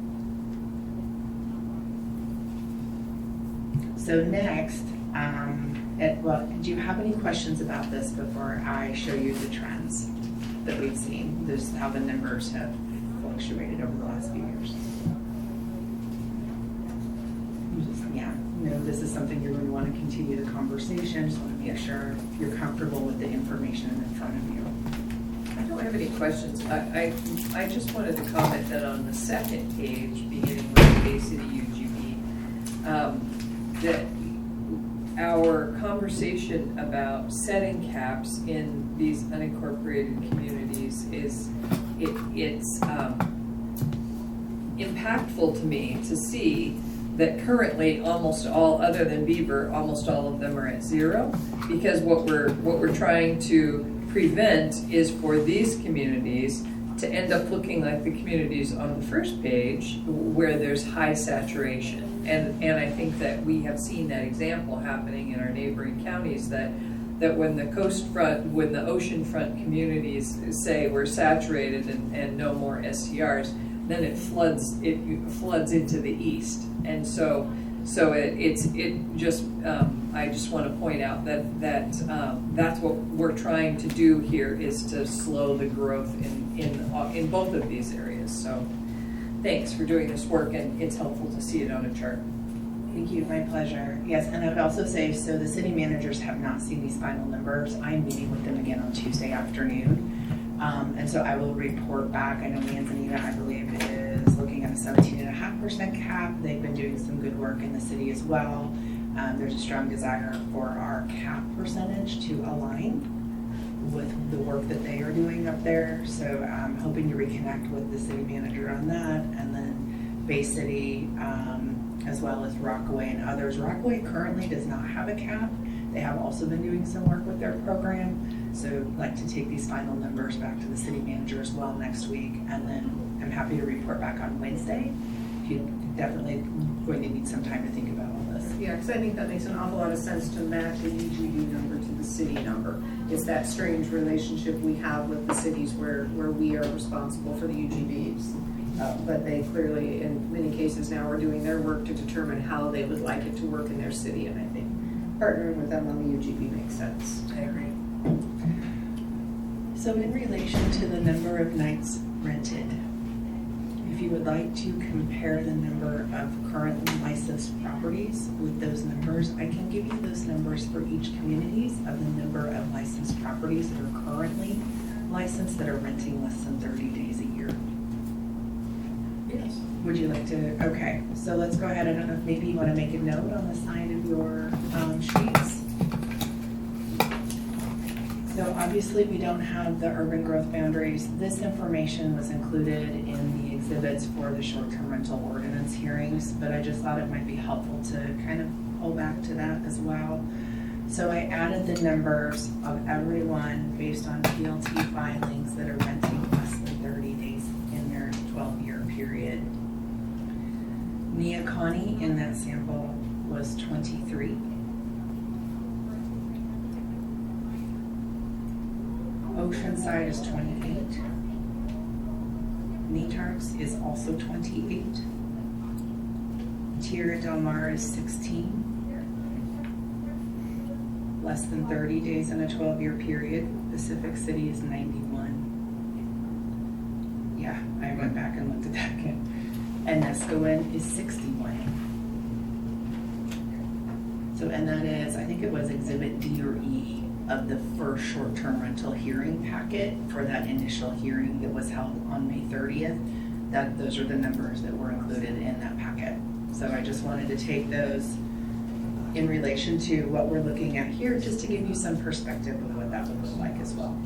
No, I appreciate that, because with the use it or lose it provision that is in the ordinance at this point, when we talk about wanting to create some fluidity in the market and wanting to create the opportunity for people to come into into short-term rentals and leave short-term renting, and to have that opportunity, there's actually quite a bit of potential fluidity in this market as it stands right now, as people either give those up because they really say, I'm not going to rent. Or strengthening of the sector if they decide to rent. But yeah, that's a large impact. It really is. And I thought it was worth noting today. Yeah. So the other thing that I have for you, then I wanted to, as you're aware, some of our communities, we started tracking numbers in 2018. Some of them came on board in 2021, and some of them came on board in 2022. So you have a page in front of you, it's STR licensed by community. And what I would pay attention to first are the percentages between October and July. So the presentation that I made to the commissioners and the short-term rental advisory committee following implementation of the pause, once we had worked through all of the applications that were received. So we received over 200 applications between May and July 1st, right before the pause went into effect. And so then we wanted to wait until we got through all of those applications to see which ones would remain active and issued. And then also it was at the same time that the tax roll was being certified that would also then accurately capture the number of dwelling units that were on the tax roll in each community. So you can see from October 22nd to July 2023, October 2022 to July 2023, Neoconi actually had a 2.2% reduction in the number of licensed properties. You can see where they have grown. Barview, Twin Rocks, Watsego has dropped 3 licenses. Not a lot of growth in the last couple of years in Barview, Twin Rocks, Watsego, but between October In July, they did, we closed 3 licenses. Their percentages remain at 15%. Cape Mears went down 2%, so they were 15% in October, and they're 13% today. Sarah, can you go back to Barview Twin Run? Yes. It looks like they gained 3. Oh, thank you. Yes, they did. Yes, they did. I appreciate that. Thank you. Cape Mears, the lines are close. Cape Mears did a reduction of 3, and they went from 15% down to 13. Oceanside had a closure reduction to 3, but because of the number of improved properties in the community, they're still holding at 19%. Neatards went down 1% from 14 to 13%. Tierra Del Mar went down from 23 to 22% from October to July. Pacific City Woods went down from 24 to 23%. And there were some closures in Nescoin. You can see they went from 184 to 179, but again, because of the percentages, they're holding at 20%.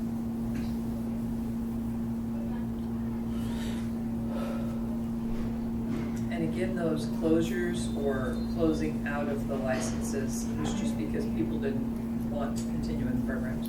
Yeah, it was, it was a couple of things. That was the majority. The other thing, if you don't pay your renewals in time, then, we do the staff and community development do a lot of outreach to make sure people are aware that their renewal fees are due. And there's actually a letter that goes out 30 days in advance, and then there's a 30-day grace period following the expiration month to pay. We do a lot of calls, a lot of work with managers, so it's very rare that one closes due to non-payment, but that has happened as well, because if they don't pay within the time specified in the ordinance, then we must close it. So, and some of them could be sales where, the new owners chose not to maintain the license. So, yeah, there's a variety of reasons. Thank you. So, and then the last thing that I have for you today that's before you are copies. So the Exhibit A of the ordinance is all of the sub-areas, the 21 sub-areas with their boundaries as defined. And then what I've provided for you today, and again, I want to thank Wendy Schenk for all of her help in the assessor's office, is the GIS work where you can see on each of the maps all of the orange highlighted areas, and those identify the currently licensed STR properties. So I can, and we will definitely make sure that these go online later today.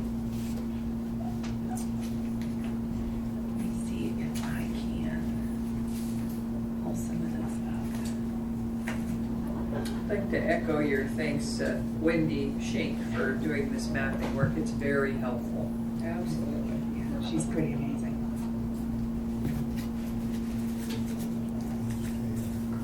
We have Dan Kearns online now, if we want to say hi to Dan. Hi, Dan. Yeah. You missed Morning, sorry I'm late, I was in Wheeler County. That's okay, That's okay. understandable. We were able to move forward with the ordinance, so the vote has taken place with unanimous approval. So let me go ahead and I'll share just a couple of maps, just so folks in the room can see, and I will share the maps of the areas of the regions that I know where folks are here.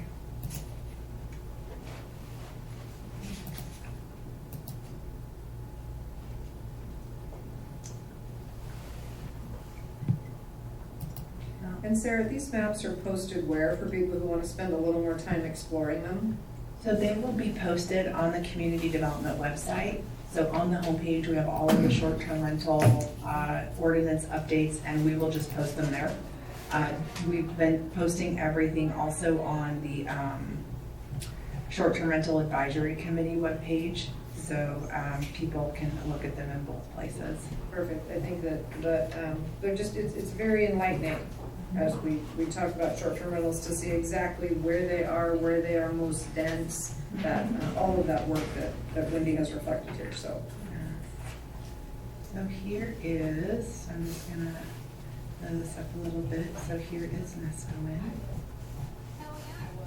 Currently, just go through it here.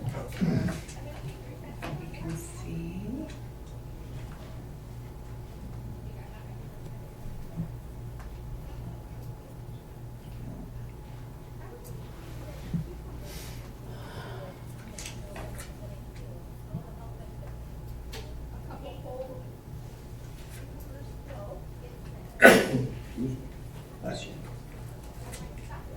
So again, it's the orange highlighted properties that identify those residential properties, those improved residential properties that also have an active STR license. Active does not indicate that they are renting. It simply means they have a license that remains in good standing. Okay, and then, see if I can. So before you click out of Nesco and Sarah, I'm looking at a couple of parcels that are very large, like in the northeast part of Nesco, and there's a very large yellow parcel in it, and I'm just trying to picture what that represents. Yeah. So that is one very large piece of property. The department over the years has received an inquiry now and then about subdividing the property. It's pretty, topography is pretty extreme in some places, but it is improved with one single family dwelling and that dwelling for that large property that's have a license. Gotcha. So yeah, so it's, the GIS work highlights the property. Okay, but that's just one license. That is just one license, but you know, that's a great question, because if you look down by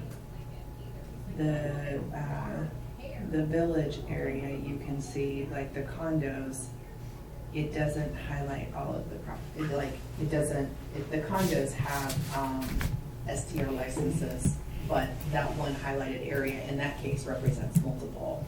Gotcha. Right, it's just, yeah. Thank you. Yeah. Okay, and then Oceanside, since we've got some folks in the room and online, so you can see the highlighted properties in Oceanside. And again, we will put up all 21 maps.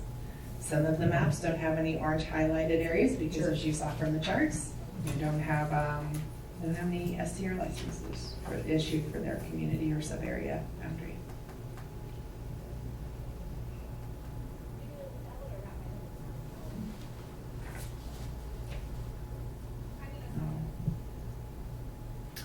So commissioners, in the interest of this being just a discussion today, and that we will be moving, consideration of this will happen in a future meeting. As we look at this data, are there questions or other data that you would hope Sarah would bring forward for us to consider as we talk about what sort of a cap structure we want to put in place? Is there anything, questions that have come up for you that would require more data? Well, a couple things. One, I'd like us to just talk, but I received some public comments from folks who thought we were voting on caps today, which we're not. So I would like us to talk through our process and timeline so people will know when those discussions are taking place, when we're likely to vote on it.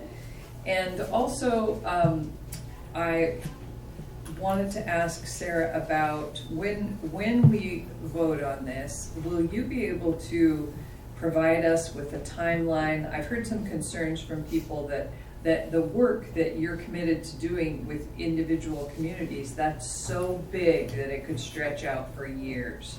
So I wonder if you can provide us with a work plan or a timeline for that, because I'm wondering about it, but other people are too. I've received those comments. Sure. And like, how on earth can Sarah do that? They're sensitive, they're sympathetic to you. How on earth can Sarah do that? It's going to take forever.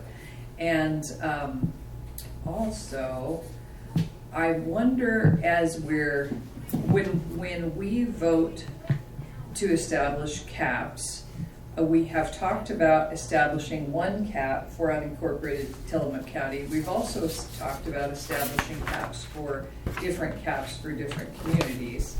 So I'd like some more information. So I feel like we've heard loud and clear from Neocani and Nestwin that they both feel like they're oversaturated. I don't know if we're talking about establishing caps, initial caps that are for different communities. I'd like more information from those communities. For example, if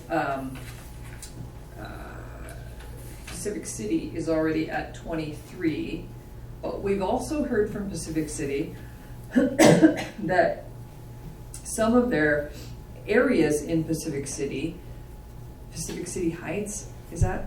That's not the right one. Kiwanda Shores, that they don't even want a cap because they consider that community to be, the purpose of it is short-term rentals. So I'd like to know more from Pacific City about what would they like their initial cap to be? Maybe they don't think 23 is too high. Maybe they have a different concern than Neocani and Nesquik. So I don't know how you're going to pull together that kind of information in the next couple weeks, and that's my question to you. Thank you. I appreciate that question. So understanding that phase 2 would be going back and working individually with each community to reconsider their cap. One of the things that we had talked about was just in each sub area to lift the pause, adding 1%. Right, so those are why those numbers are there before you. If that were to, that, in my opinion, that would be the cleanest and easiest way to lift the pause. And then phase 2 would be going back to each community and doing the work exactly like you're talking about. I am concerned about being able to get that work done in that detail for this phase, especially if the commissioners do want to lift the pause by August 31st. Or before, right? So that, the most efficient way to lift the pause and proceed forward would be to consider the 1% for each of the sub areas. The areas outside of these 21 areas, so that is the other 10% of rentals we have in our communities, are being addressed through the distance and density limitations that just were adopted in the ordinance, right? So as far as countywide, we have all those areas already worked out. So if you wanted to do 1%, just to lift the pause, then what I would do is in phase 2 is to go back and ask each community that specific thing. Is it too high? Is it too low? Should we accept areas like Kiwanda Shores? And then adjust the numerator and denominator to reflect that. And that work, I think, I can manage with a schedule of when I'm visiting with communities within this next year. The more complex it becomes, the longer it will take. So I think and I think that each community some will probably be done faster than others, depending on citizen engagement and what the community desires. So to go back today to each community and ask them what they want to do for their percentages and if areas should be excluded. As much as I would love to have that information for you before August 31st, I don't think we could have thoughtful and meaningful conversations within this short time frame to do that. But I would love to make that phase 2. Thank you. I totally agree with you. And I feel like a couple weeks ago in a board briefing when we were talking about this, what you just described is what I thought we were doing all along. Yeah. And a couple of weeks ago, I would swear that you told me that we might consider different caps for different areas. Mm-hmm. And so if, I feel like we've changed course a couple times, but if we're back on this approach, it makes sense to me. Perfect. Thank you. Excellent. And I think this is the approach we have intended to take. I think there was a question that asked, is that our only option? Can we do different caps in different communities? To which technically there is a yes, but the intent is not at this time. So I think that's what derailed us was the question is technically, could we do it differently? The answer is technically we could, but that was certainly not the intent in our conversations as a board or in Sarah's conversation. So with that clarification, that what we are looking at this time is a consideration of maybe a 1, maybe a 1.5, maybe a 2, or any other number commissioners would agree to. It would be a blanket number. Is there other data or pieces of information, things that we want to ask Sarah to bring back to us? Because in terms of when this gets adopted, let me get my eyes on the calendar and see where we are. So we're sitting here today on July the 19th. I will not be at the meeting next week. I am on vacation. So it had been our intent to return to this conversation on August the 2nd. The opportunity, if we are all in agreement that 1% is what we want, or 2%, or 1.5%, there is, if that was a decision that was made today, she could bring a board order to us on the 2nd of August. We could make that decision and move forward. Alternately, if there is still other information or greater conversation that we feel that we may want to have before we're ready to make a decision, we can have this as a discussion item again with an intent then to pass the numbers. It would be, I believe you're going on the 16th, Commissioner Bell, if I'm not mistaken. Madam Chair, I will be gone on the 16th of the Sarah's Open going on the 16th. So then we would be pushing it out to the 23rd. So I think the hope would be that unless there's some great amount of information or conversation that we still need to have, that we could have a board order for consideration on the 2nd. So the 2nd or the 23rd. And thank you so much. And with that direction for those that qualified for the wait list, right? So the numbers on your chart do take into account, they would all also be folded into the process to apply with the adjusted numbers and then the adjustment following that. So whether you want those to be folded into the percentages as a whole, or you want to allow them in the percentages are adjusted and then the increase comes from that. So just don't want to forget our waitlist properties too. Yep. Madam Chair, are you also considering that if we do this next on the 2nd, we determine that we're going to give staff thoughts on if we do a 1%, so we can have that information back to us, have it published early before the meeting? Would that also include the elimination of the pause? It would not from my perspective, because Sarah and her team have to create the process by which we are actually going to take in and approve applications under that 1%. And I think that in respect for Sarah and her staff, we need to stick with an August 31st date of the pause so they know what they're planning for and they can create their process. We have not yet decided whether it will be a first come, first serve, or whether it will be a lottery. We have additional work to do, and then her team has to be prepared to implement that work on the 31st, because if I'm not mistaken, it expires the morning of the 31st. So it's not at the end of the day on the 31st. It expires so that on the 31st of August, Sarah and her team need to be ready for whatever will come. And so I personally, and of course you two could outvote me, but I am strongly in support of holding that pause date to allow Sarah and her team to be prepared, so that the experience of those applying is orderly and appropriate, because we have time to make it so. Thank you. So, Madam Chair, given all of this information that we're receiving, I would be ready if staff could have an board order prepared for us as far as the caps go. I think I'm comfortable with a 1% now, especially when I look at the use it or, and I'm just quoting this, the use it or lose it numbers out of some of our bigger communities like Pacific City and Nesco and 91 and 61 potential use it or lose it short-term rental licenses out there currently.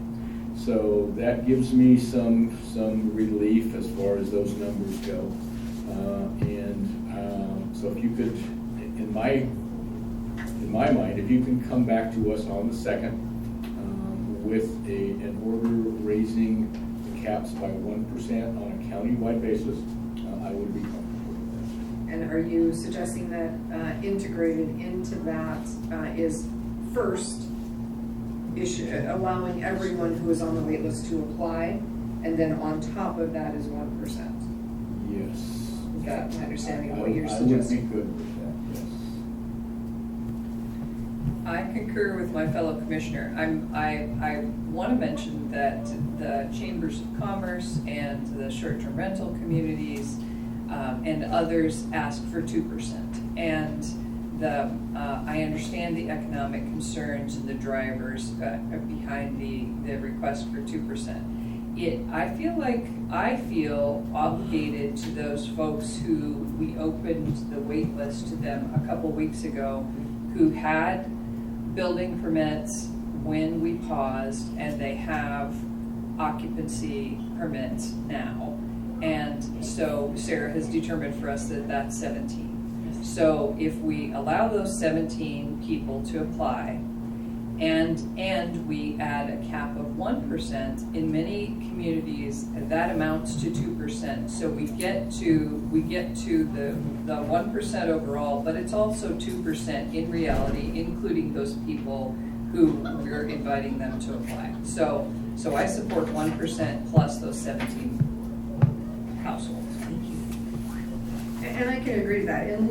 I was looking at the differences between 2018 and 2023, and overall most communities saw a decrease of somewhere between 0 and 2%. So there were licenses released in every community during the year of the pause. So in terms of, is this allowing, a huge amount of growth? I don't think that it is. I think we're allowing some replacement of what we've lost. We're allowing the folks that were caught in that window the opportunity to apply. And frankly, one of the things that was in one of the comments I got today was that short-term rentals utilization is down, that people have vacancies. And for me, that's an argument for not adding a whole bunch more short-term rentals, because what we're seeing is that the demand is starting to wane at this time. So let's support the ones who are here, who have already established themselves as our short-term rental operators, in encouraging them to be able to be full, rather than flooding the market with a whole bunch of new ones at a time when what the market apparently is telling us is it's not this crisis demand. So I do feel like the 1% gives that breathing room for people who took an action perhaps right before the pause, as those people who are building to put in their application, but it doesn't just encourage the unfettered growth we've seen. So I am also happy with that.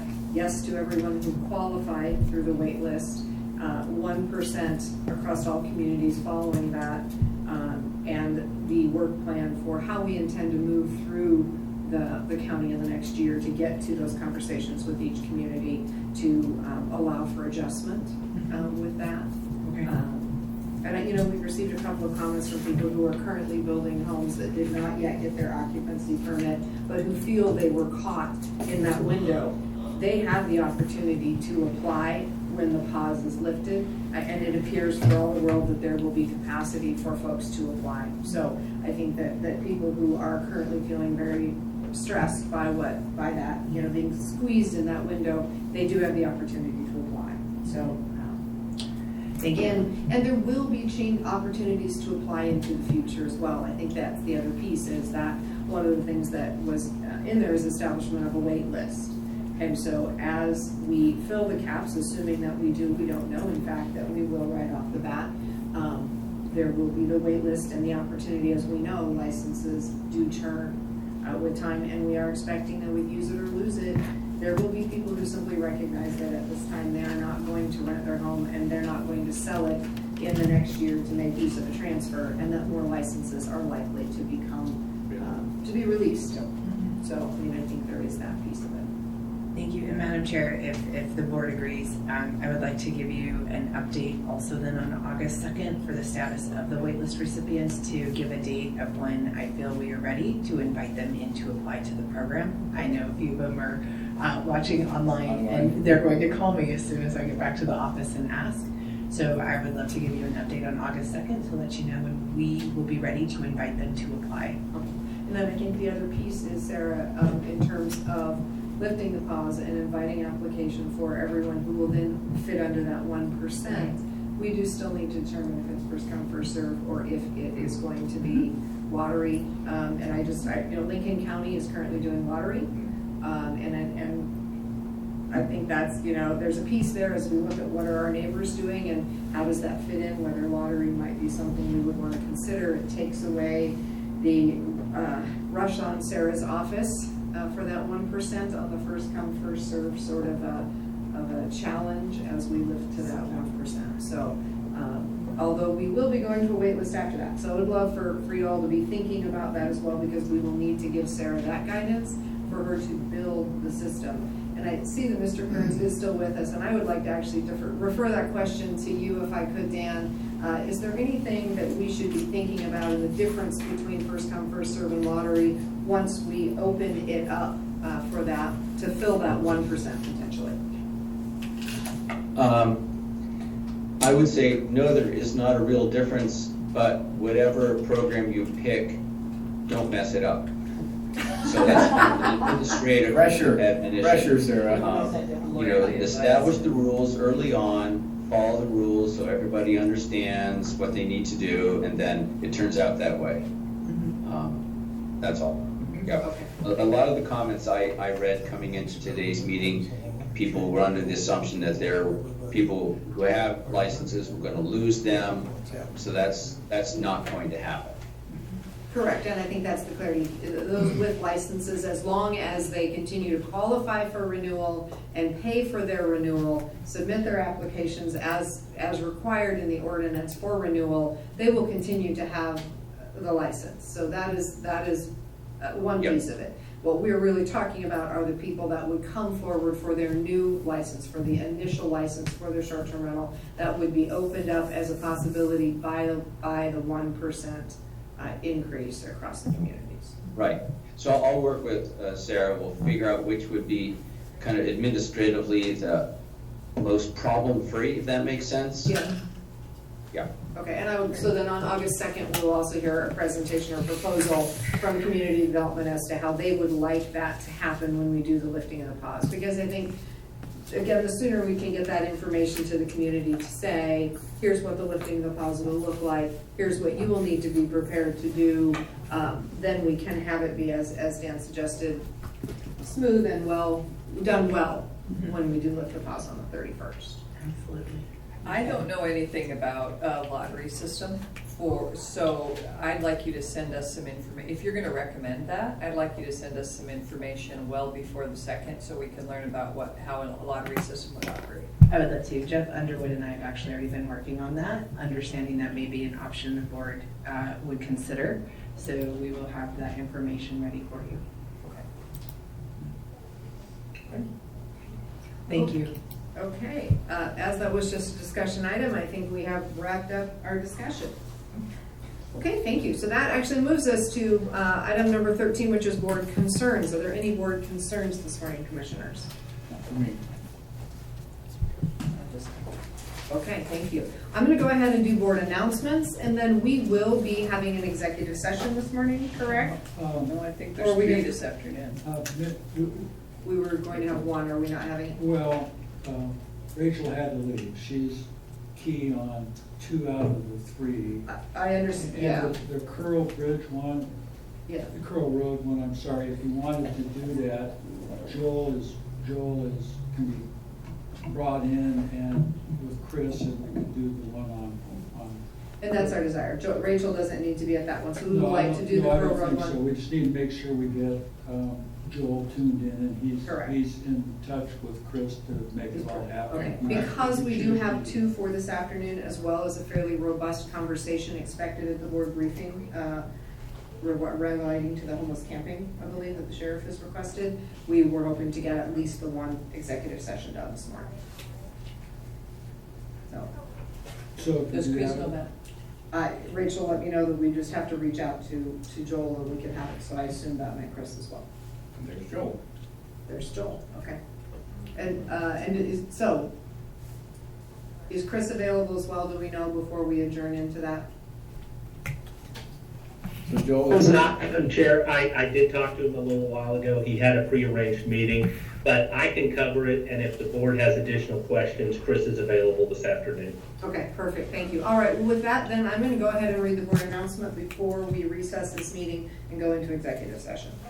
So, board announcements, the commissioners will hold a board briefing on Wednesday, July 19th, 2023 at 2 p.m. to discuss weekly commissioner updates. The meeting will be held in the Board of Commissioners Meeting Room 106 in the Tillamook County Courthouse, 201 Laurel Avenue, Tillamook, Oregon. The teleconference number is 1-971-254-3149. Conference ID 736-023-979 pound. Okay, and would you give us the ORS in which we're going to? 92666028. Thank you very much. We will recess this board meeting at 11:04.